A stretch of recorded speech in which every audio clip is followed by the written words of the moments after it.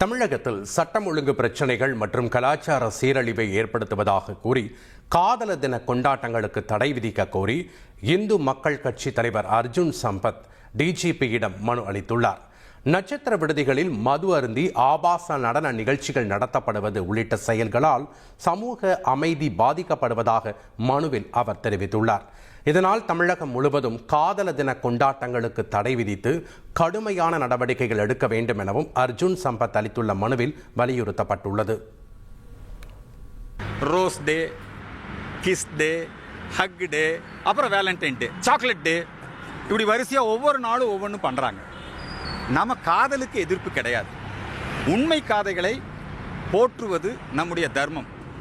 இது ஒரு மிகப்பெரிய ஒரு பண்பாட்டு சீரழிவை, குடும்ப அமைப்பை சீர்குலைக்கக்கூடிய நிகழ்வாக இருக்கிறது. இந்த ஒரு 20 வருஷமாக தான் இருக்குது. இதுக்கு முன்னாடி இந்த வேலண்டைன் டே கிடையாது. நமக்கு தினம் தினம் காதலர் தினம் தான்.